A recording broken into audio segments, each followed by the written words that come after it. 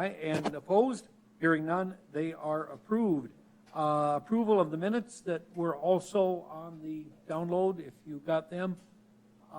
Do we have a motion or anyone have any questions before we get into that? Do we have a motion? Larry, has it? Do we have a second? I'll second. Okay, Pat? Thank you. All in favor of approving the minutes of the previous meeting from May 2, say aye. Aye. Opposed? Hearing none, they are approved. So now we move on to our item 6 on the agenda is review and comment of the facade construction and interior reservation of the building at 401 North Main. Most currently the Fabric Warehouse. Before that it was the Bowie's store, for those of us who remember that. Yeah, Bowie's building. Yeah, Bowie's building in 38 or 40 according to the documents. A couple of documents, Pitts Construction has provided their response as the most recent to questions brought up by the State Historical Society, which hopefully you've had a chance to read over. There is also the Mitchell Historic Commercial District, the list from the state, and I'll just point out that the 401 North Main Street building, on the inventory of buildings in the historic downtown area, that the 401, it was listed as a contributing structure. However, Pitts Construction noted recent damage, structural issues with the roof and so forth. I'd also like to state that the peaked roof, it's a low peak, but the peak roof that is on it was already there. That is not a new addition. The flat roof the new roof was put on it years ago. I don't know if the State Historical Society or Commission was aware of that. I think they thought the peak roof might be a new thing, changing the roof line and the appearance of the building with this remodeling, but it's not. You've had time to hopefully review all the documents, the case report letter, back and forth. Would anyone like to speak to the issue? I'm with Pitts Corporation here. Herb Arms, the architect. I'm with Pitts. The client has just asked us to help him try and renovate the structure, and a good portion of his budget is going into the column and beam system, the structural support system, to beef up that roof, because the old wooden bow trusses are Do we have a microphone for you? Excuse me, yeah, use that one, please, so we get it in the recording.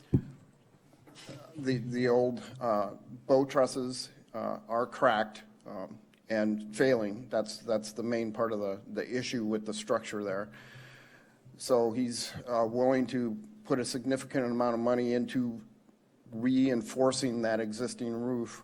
And then an earlier version of the exterior facade update was a more of an ephes or acrylic structure type of system that was proposed. And we did get some comments about that system, and so the client was willing to make some compromises and try and keep in the aesthetic of the existing building. He is changing the color scheme somewhat, and he's replacing the porcelain-clad metal panels with just a straight metal panel for economic reasons, but it'll give it the same scale, and opening up the boarded up storefronts and putting the storefronts back in place. So he's willing to make some compromises, willing to work with the city and the Historical Society in trying to bring that building back into a usable structure. Thank you, and point out too that at our suggestion, and I've got to admit we didn't not call a full meeting, but just after the initial plans, Neil and I had looked at it and weren't able to get a meeting together, but we asked that the corner entrance, rounded entrance, be maintained since that was kind of a integral, important part of the building, rather than moving it, and some other suggestions, and you did We do did, that? we did accomplish that, did keep the corner entrance Yes, and the existing, reestablish the existing openings, so. right. And those boarded up windows are actually what incensed Mayor Williams years ago to initiate our first building codes and sign codes dealing with aesthetics. So we're removing that from, what would it be, 30 years ago now, or 25. So if anyone has any comments or questions, Probably maybe 3 comments. The middle panels are going to be flat finish instead of like they are now. They'll have a sheen to them. They may not be glossy, but they'll have a sheen to them. They won't be a flat finish. And they're about the same size? Yep, Okay. Then the other one, currently, I think there's glass brick windows on either side of the door. true, the glass block, Will that be maintained, or? right now, we're showing them as being more of a aluminum window type of thing to let more visible light into that tenant space on that side. So that's what we're proposing, instead of the glass block, is more of a aluminum I just window think frame. More of the old Art Deco, you know. Yeah, it's kind of a combination of that Art Deco and Art Modern type of aesthetic there a little bit. That's just, just a question, I can see the rationale for changing it. And the other one was, as I read it, the south wall the brick will be painted. Correct. And I know my friend, colleague Larry down here, he said painting brick's never a good thing. Yeah, yeah. Well, part of it is the brick, I know the brick has some cracks in it now, but brick always has some moisture in it. And when you paint it, the moisture's still gonna be there, and it's just a continual maintenance thing, and brick never really was made to paint, True. It's a material that Yep. it shouldn't really paint. So, I guess my question is there something else, and I know you guys are looking at color primarily, but is there something where the color of your other components, exterior components, could go with the brick and you basically just kind of keep the brick, natural brick finish and restore it? We can look at that a little bit, but I guess the initial color scheme that we're looking at, that brownish tan brick doesn't really go with the more the neutral gray color scheme that we're looking at. And we're just trying to give that side a kind of a fresh look a little bit. It is kind of plain Jane. There's nothing special about it other than it is brick. And we're trying to give that a little more appeal, I guess, if we're going to have tenant entrances on that side. Is there, I guess it's just a thought, is there some masonry type material, like an alternative brick color that if you wanted to make doorway frames or headers or, I don't know, just as a thought to look at redoing the wall for your new openings, working with masonry rather than working with paint? I know you got some awnings. Yep, to designate those new tenant spaces a little bit. Again, I guess we're just trying to give that 3rd Street side a fresh look. 4th Street side, a fresh look. And without covering it, we had it covered with EIFS before, and, that was kind of frowned upon. So we went back to maybe just, it'll still look like brick, but it'll be painted at this point. And I do understand that painting brick is not always a preferred solution, let's put it that way, because it is a porous material. It does like to breathe a little bit. And it is going to be a maintenance issue. That's The true. thing I'm thinking, 10 years down the road, paint's peeling off, because it'll peel off. Yep. It's gonna have to be repainted. It's gonna be a maintenance issue. It's not like they don't do it. if you do that, if you do paint brick or any type of masonry, you gotta understand that it is gonna be a maintenance issue. Just like maintaining brick, maintaining brick, to a certain extent, not as bad as paint, but you gotta maintain the border, or the mortar, I should say, as well on brick as well, so. And hopefully the paint will help that mortar stay in place a little bit better. I don't know whether that's gonna be the fact or not, but again, we're just trying to give that building a little bit of a facelift. Well, I just think back of the buildings downtown, and things go through certain phases. Back in the, I don't know, 50s, 60s, they had those goofy metal awnings that are out there now. They just, Yep. they don't fit into anything, they collect trash on top. Styles change, yep. Then we went through another stage where instead of repairing a roof, you build it up, put a metal roof on top, and it just destroys the whole. They're still doing that. And everybody, when some guy Yep. sees it, go, "Oh, that's a great idea, let's do Yeah. it." Now everybody does it. So, Sure. and they all become maintenance issues, and they just, I don't know, it just sort of destroys some of their original character. This is just another phase of one of those. It's Yep. just, and it's not, I'm not saying it's a bad idea, but I'm just saying if there's an alternative that you can come up with not to paint the brick, I think that's a better solution personally, just from what I see down there, okay?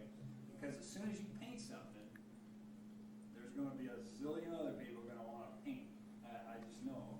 And now pretty soon we got everything painted, and then the original brick colors are gone, and that's the only way I'm coming into it. And I know exactly what you're saying. I You're trying to understand. aesthetically Yeah. improve it, and I get it. And we typically, I agree, we typically do not like to paint a natural or a masonry type of material like this. This is kind of one of those cases where we kind of made an exception, I guess, for this particular building. But I do agree. Brick is a material that's not, it's made to be a natural finish, as is a lot of other masonry materials and stones. They're made to be the finish that they come from the factory at, or from the quarry. And the way I would, and this is the way I would present it to an owner, and I see this probably 99% of the time on older buildings. An owner will put something into a building that just makes the situation worse, and they've spent a lot of money to make a building in worse condition than it was. So, my thought would be, if you approach the owner and say, "Hey, let's save some money and not paint the brick and put it somewhere else."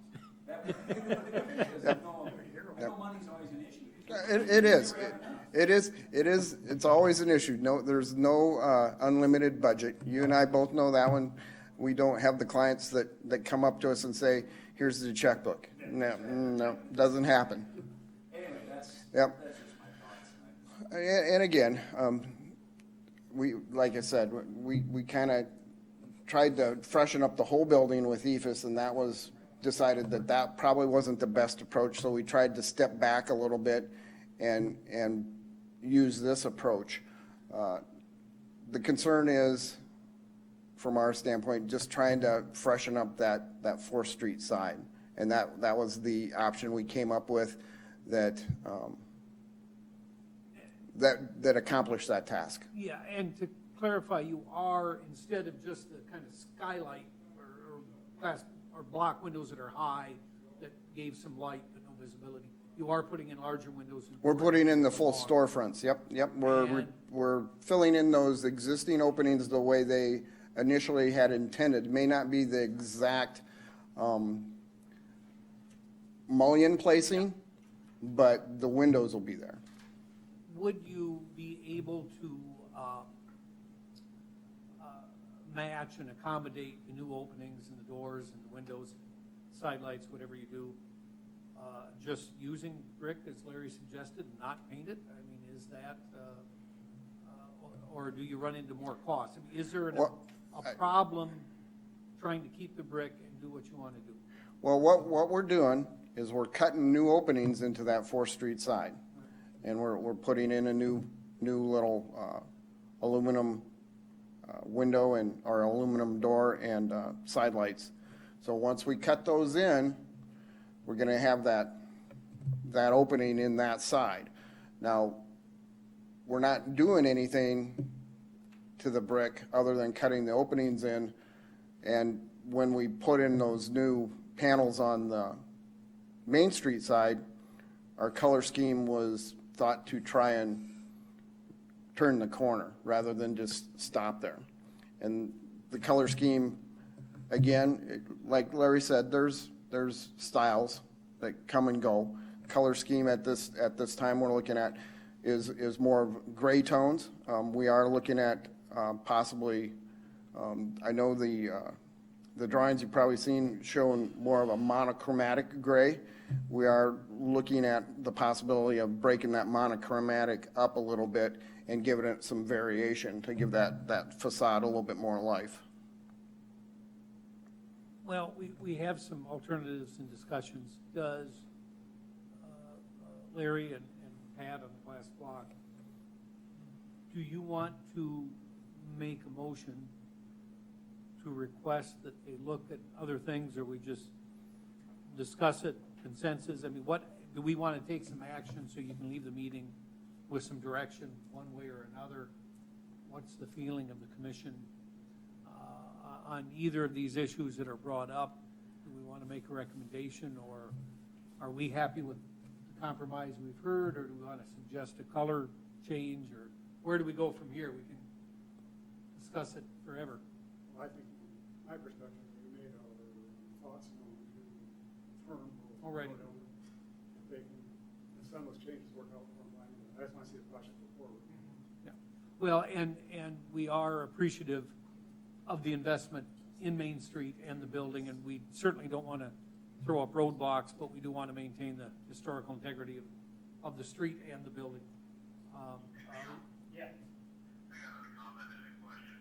The comment would be, I would certainly agree with Larry on that brick. Painting it is just a bad situation. But the other question I had is, I noticed with this slightly peaked roof, of course, maybe this drawing isn't in detail, but you put gutters on that, or is that maybe going to put ice and rain onto the sidewalk?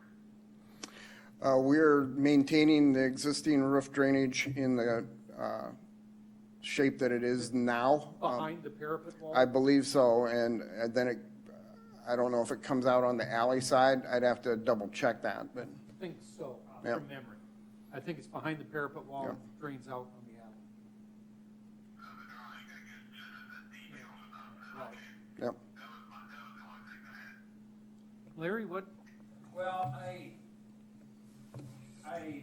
agree 100% of everything else you're doing, except for the brick. So, I would make a motion to approve it, but maybe look at an alternative on the brick, just of not painting the brick. If We- there's any alternative, I'd like for you to see what you come up with, and think of it as an opportunity to save some dollars. Sure. And we're more than willing to look at different color schemes. This was the color scheme that was originally proposed, and that's not to say that it can't change.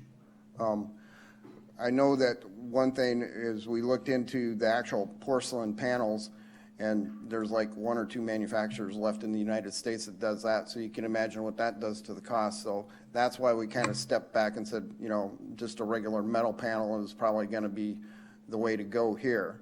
Now, can we look at different color schemes? Sure. The client is a little bit skeptical of using the same color scheme that's there because everybody's seen that color scheme for 40 years, and he wants to update it a little bit and make it look like a newer building, like a modern building to help attract tenants. And that's where the different color scheme is kind of coming in a little bit. Is there a difference in color that would complement the brick? If not, it doesn't have to match it, but it would still work with the natural brick color? Well, the natural brick color is kind of that brown. It's a brown color, for lack of a more specific term. And then the porcelain panels are tan and kind of a maroon, or maroon is probably the best color I can come up with that, or maybe an Indian red or something like that, a duller red on the front. So those do go well with the brick now. They complement it as well.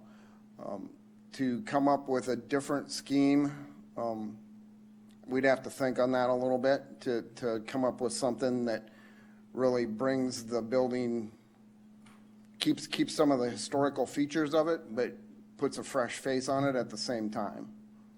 That's the difficulty that we have faced at this point, trying to make it look like something new, but at the same time fit in with everything else, with the existing structure that was there and the rest of downtown. And, go ahead. I was gonna say, I know it's difficult to do, but if it was easy, they wouldn't have you. That's right, you know, and that's why they pay me the big bucks, right? Yeah, yeah.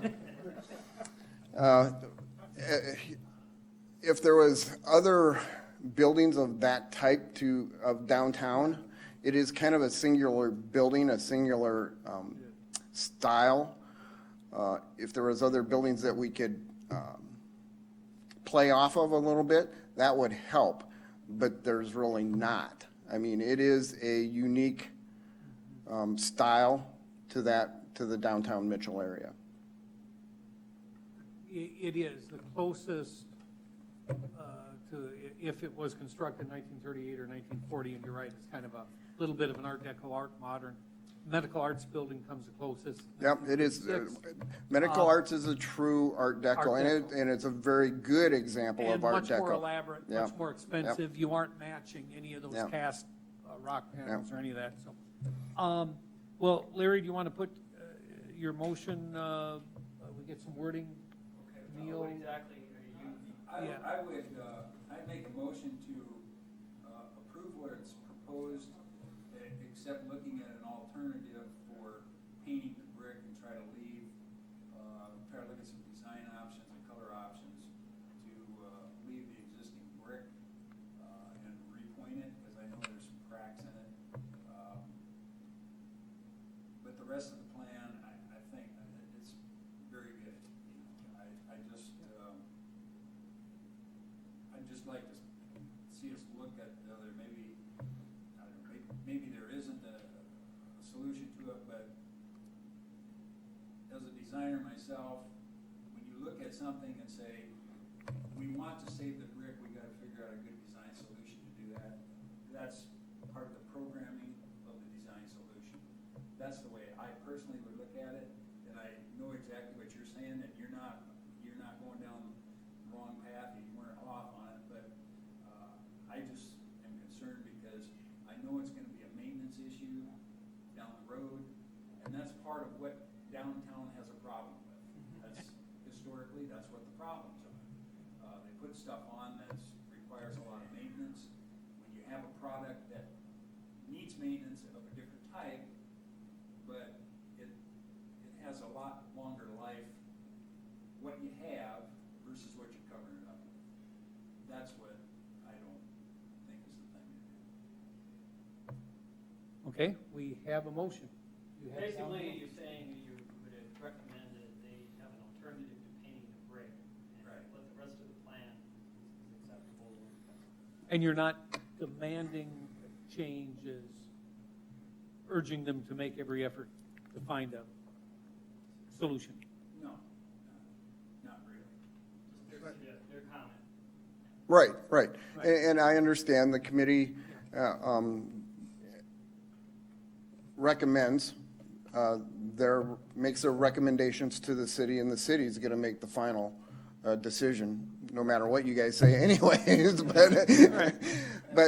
they do take your recommendations under consideration. I understand that. And we appreciate the accommodations and changes you've made to this point. Do we have a second to the motion? Okay, Lyle. Any other comments, or are we ready for the question? All in favor of the motion, as Neil has stated Larry's motion, say aye. Aye. Opposed? You're past our commission. Thank you very much. And- So now we and, just have to get through the state and. through the state and- Down to back to the city, and we're, City council, you're good to go. hopefully we can get the Thank you project started for- yet this year. Thank you for rehabbing the building and the investment and interest in downtown. Yep, well, thanks goes to our client, so, Yes. thank you. Yeah, good job, Herman, thanks. Yeah, thank you. Our next agenda item is review and comment the raisings of the buildings located at 305 and 307 North Main Street. You've been provided with the press release from Mitchell Area Development Corp., MADC, also the two bids for demolishing the corner building at 301 North Main, and the difference in the price. And I think it saves the city a lot of money in demoing. It's very, very expensive, triple the price, to demo the corner building, the three-story building, and try to maintain the other two buildings, the Moody's Western Wear buildings. And I believe they share a common wall, so there's real issues there. We've already kind of talked about the corner building, Fennell building, Champney building, historically the name. I think there's some requests that the city, whoever does the demo, try to save the frontispiece on the cornice, the 1887 and the Masonic, the Masonic symbol and all that, if those can be saved. So we'd ask that the city try to do that in the demo.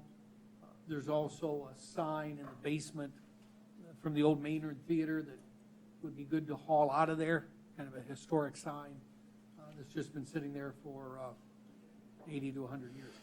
So it's in the basement of the Fennell, the part of the basement under the tattoo parlor. And whether that's presented to the museum or ACT or whomever, that should be saved. Rather unique electrical sign. So, Mark, do you want to explain the background a little bit on this whole thing and the various transactions between the entities? You bet, thank you. A while back, Mitchell Area Development approached Moody's about and inquired about our purchasing of their building. To make a long story short, we reached an agreement a couple of weeks ago. They will relocate to the north end of town. I don't believe they've released what they're doing yet, but they are relocating. It's not, Okay. so good. they've publicly released it. Good. It's the old Assembly of God church building in North Main. Yep. Up Good. by the lake house. We will close on that property on or before September 12th. They need a couple of weeks to remodel where they're going to and move their inventory. We reached an agreement this morning, we being Moody's and Development Corp., that they will be out by October 1st. I've been in contact with Vanderpool. Last week, they will honor the bids that they provided to the city on the demolition, and they will be in there early October to get started. Should take them less than a week. The city has transferred or will transfer on September 3rd, the Fennell building to Mitchell Area Development. So we'll have control of that building on the 3rd. We'll have control of the Moody building on the 12th. And we are in review with Justin and Don Peterson, who is legal counsel for Mitchell Area Development on the redevelopment document. And going through that process, we'll have that put together and ready for council review on the 3rd as well. So everything's going along according to plan with no issues in that regard. And this does two advantages. One, it makes the demolition of the Fennell building feasible, both physically and economically. because of the multitude of problems. The other thing it does is provide a clean slate, a larger piece of land for redevelopment, especially if in the future it can be combined with the old State Theater lot that's now owned by the Methodist Church, and I think no longer fits in their long-term plans. So we have a rather large parcel of over a quarter of a block that a developer can do something with. If nothing else, I don't want to say it, but it can be a parking lot, but as Brian Heisel used to say, parking lots are nothing more than land banking for future development. So, They can be attractive. yeah, and they could be attractive with proper landscaping around them. Now, I've had 2 developers reach out to me already Good. inquiring about the possibility and next steps of that corner of Third New Main. construction in downtown Mitchell would be really exciting. And I certainly, as chair, I don't want to prejudice anything. The Fennell building is beyond, and I think the state has already approved. Yeah, it's beyond repair, unfortunately, because of the way it was handled. The buildings next to it, the 2 buildings occupied by Moody's Western Wear, they are listed by the state as contributing to the downtown area. And there is a description you were sent. They were constructed between 1907 and 1912, 1915. They're rather small. I would call them somewhat nondescript, although there's nothing architecturally, in my opinion, significant to them. I might look at Larry, might disagree with me, but No, I don't think there really is, but let me mention this. Years ago, when I worked down in Atlanta and they were doing the subway station through downtown Atlanta and they had to tear down all kinds of properties, there are ways of saving these buildings if they are historically significant. You save them on paper. It's called a HABS, a Historical American Building Survey, or Architectural Building Survey. And I've actually done this before where old houses were historically significant, but they had to be torn down to get the subway through a particular area. And we saved those buildings on paper. And sometimes saving it on paper is at least an option of if you can't save the building. And if these buildings, maybe the Third and Main building might be, but the Moody and the other one, I don't know that they're worthy of HAB surveys. But I've just thrown that out as an option. I agree. I don't think the building's too far gone. It'd be nice if it could be saved. Some of it's pretty solid, but there's a lot of it that isn't. And I just think the cost is just, I mean, you'd probably be talking $10 million to fix that thing, if not more. Because I've been in the building, and it's still full of junk from the early 80s when it was abandoned, when it was closed up.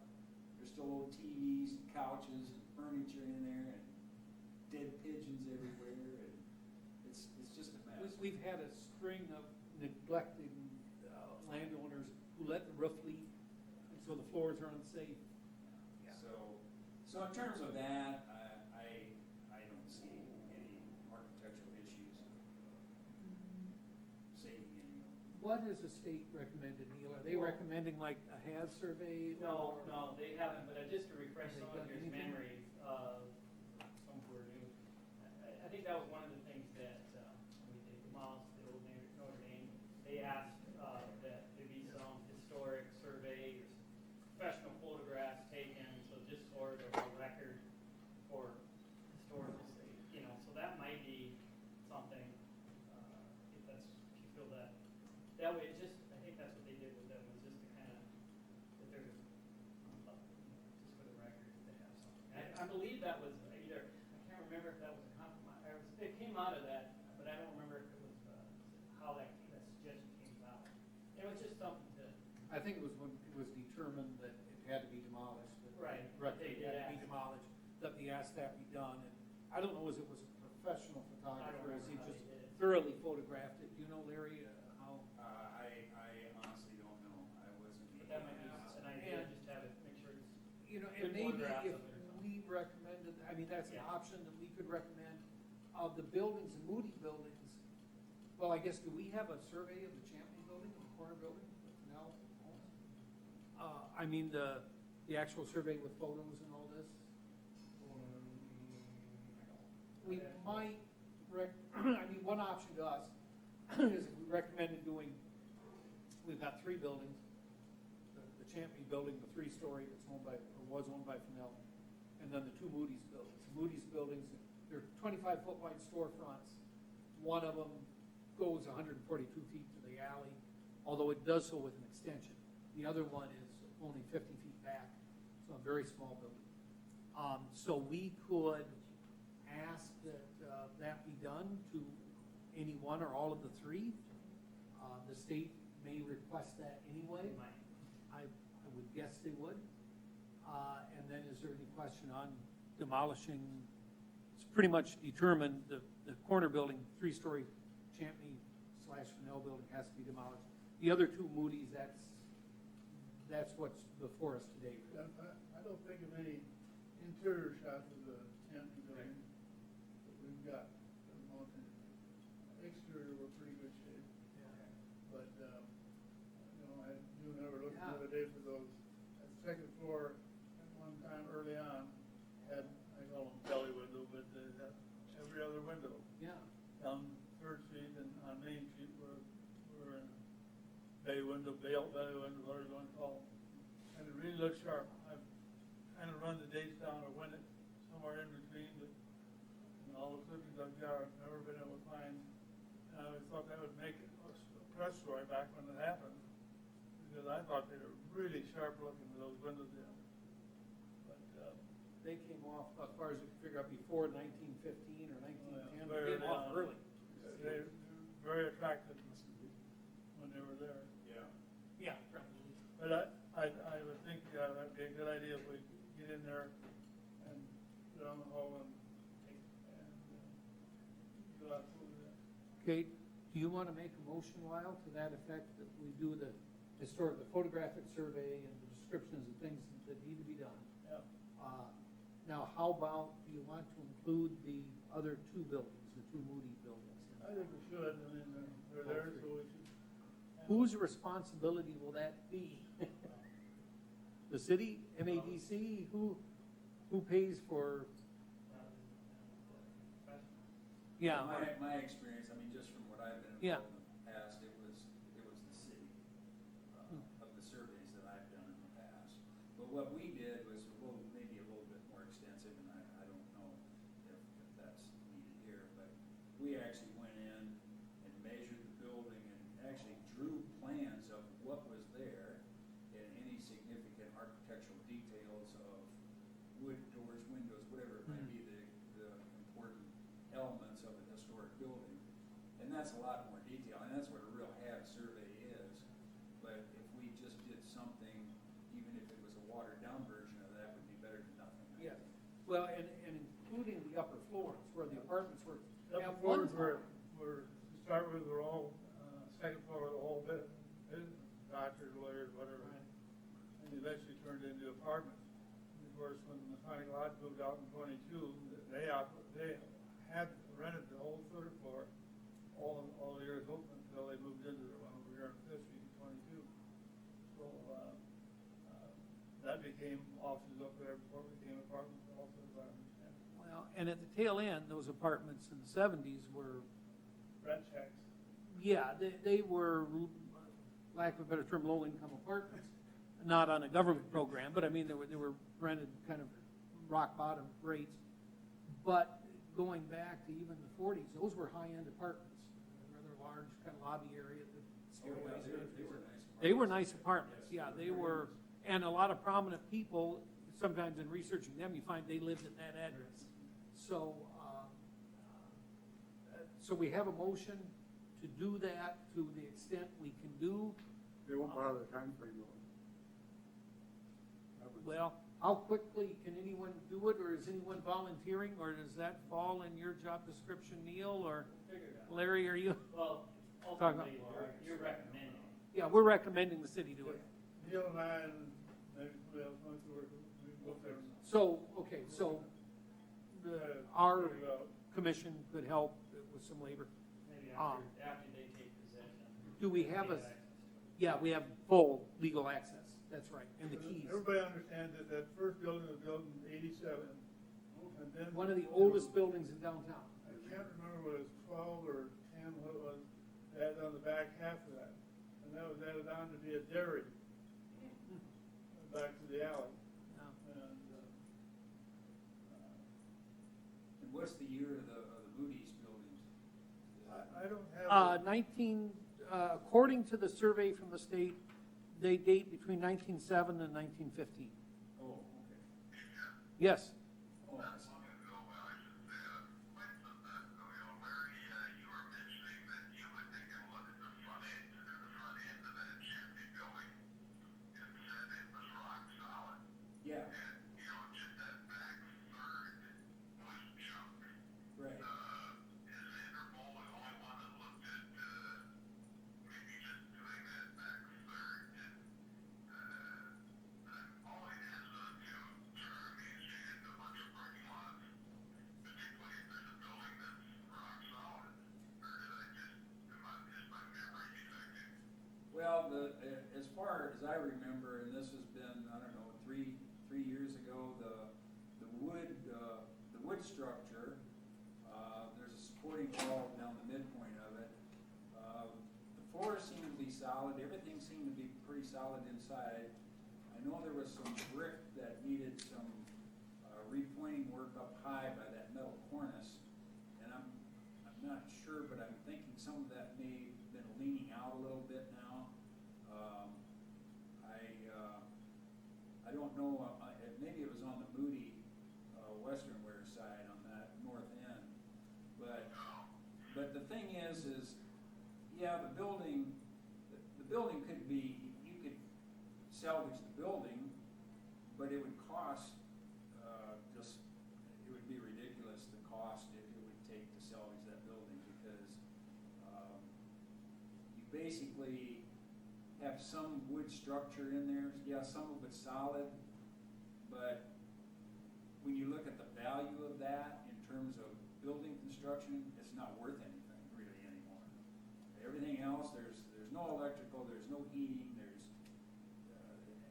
no interior, there's nothing in it other than just some wood joists that are solid and some wood studs. You have to have an elevator to it. Or safe. Yeah.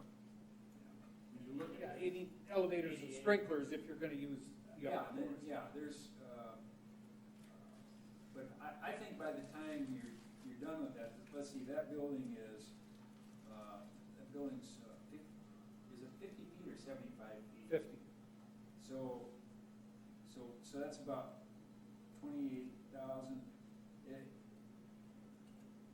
To salvage that building, just quick math in my head, it'd probably be $6 million. And then when you get done with it, you have a $6 million building, and you still have kind of an old building. I mean, it just doesn't make any sense. Okay, well, if it's junk, it's junk, but I just remembered that meeting where you had made that comment. Yeah, that's true. It is solid, and parts. In terms of sealing up the back bay, that would be fairly simple to do. But then you have the rest of the building. So if you sealed up the back bay and opened up the street again and stabilized that back bay, you still have a building that needs a lot of work. You could save the retail space where the Western Wear store is, but and maybe the other two retail stores. But now you still have 2 stories of stuff up above that's not usable. So you really haven't. I don't know that you really gained a whole Well, lot. and some of that would may be good, but I know some of it, there's some rot because of the floors bowed and they let the roof leak. You know, and the plan was, that's where they set kiddie pools on the 3rd floor to catch the rain from the roof. And then when that kiddie pool overflowed, they put one below it on the second floor. That was a roof repair plan. So there's been some rotting and warping and it's through a series of owners, not just one who was neglectful, but several. Anyway, well, we have a motion from Lyle to do the, whatever we have time and can afford to do locally, a historical survey, a HAZ survey, as Larry described. Do we have a second to Lyle's motion? I'll second. Larry seconds. Any other comments, questions? We'll call the question. All those in favor say aye. Aye. Opposed? Hearing none, we are passed. Go ahead. Just a sec, I'm just using the language that the SHIP will like, or ask us to do, is to consider the feasible and prudent and feasible alternatives. I So. think on the you- corner building, we've done that. Right. Yeah. So, but what I was gonna do is incorporate the bid prices and those, some of your comments that you said in here as part of that. And you'll write Yeah, that up? right. Well, the other Because thing, that's the key phrases that they use. feasible, Feasible, well, prudent alternative. because of the common wall, I think is a big issue. There The other thing about it is, even if we were to save the movie buildings, they would be like the one tooth in a toothless mouth, with vacancies on either side, and then it makes the property unsuitable for redevelopment.